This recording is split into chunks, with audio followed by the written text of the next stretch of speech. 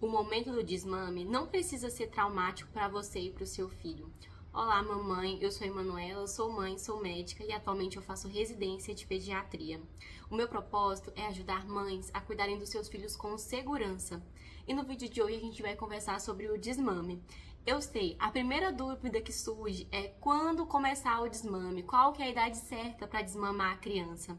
A gente sabe que tanto a Sociedade Brasileira de Pediatria, quanto o Ministério da Saúde, quanto a Organização Mundial da Saúde recomendam o aleitamento materno exclusivo, ou seja, só peito, para todas as crianças até os 6 meses de vida, por todos os benefícios relacionados à imunidade, à proteção de doenças crônicas, relacionada ao vínculo, relacionada a todas as coisas que os benefícios para a mãe também, que a gente já tem vídeo aqui nesse canal, conversando sobre todos os benefícios da amamentação, tanto para o bebê, quanto para a mãe, quanto para a questão financeira e também para a economia mundial. Se você ficou curioso em relação a essa questão da economia mundial, vai até o nosso vídeo sobre os benefícios da amamentação para você descobrir por que amamentar faz diferença para a economia mundial.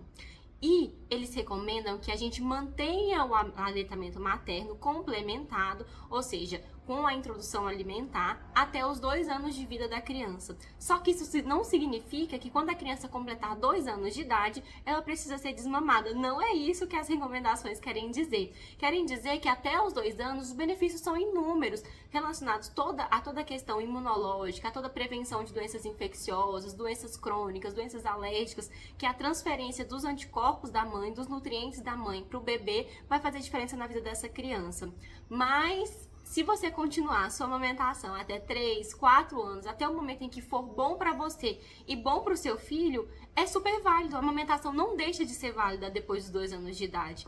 Então não tem uma idade certa para você desmamar a sua criança. E não tem resposta certa para essa pergunta. Isso depende de você. Depende do quanto a amamentação está sendo boa para você, está sendo boa para sua rotina, está cabendo ali dentro da sua rotina.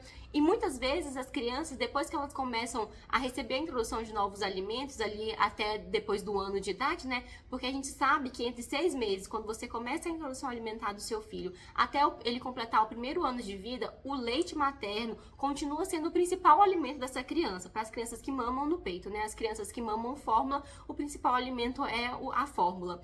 Mas para as crianças que mamam o peito, que é o objetivo desse vídeo, o leite materno é o principal alimento até o 1º ano de vida, mesmo com a introdução dos outros alimentos.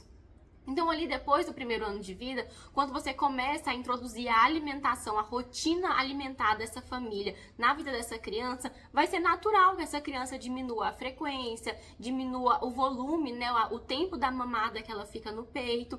E esse desmame vai acontecer num processo muito natural, que é o desmame natural, né? O desmame que a gente espera a criança querer fazer isso, né? Ela querer desmamar. Mas a gente também tem a opção do desmame gentil, que vai acontecer naquela mãe que já amamentou ali mais de 2 anos, ali não tá mais cabendo na rotina da mãe, ou por algum outro motivo que a mãe deseja desmamar a sua criança, porque a gente precisa respeitar também a vontade de nós mães, né? A gente também tem as nossas necessidades, assim, e depois que você conseguiu amamentar o seu filho por um tempo que foi saudável para ele, foi bom para você, não te exigiu, assim, não consumiu a sua saúde, seja ela mental ou física, tá válido você fazer o desmame do seu filho, desde que seja um desmame que não precisa ser traumático nem para você nem para sua criança. E como é que você vai fazer isso? Você vai fazer isso através do desmame gentil.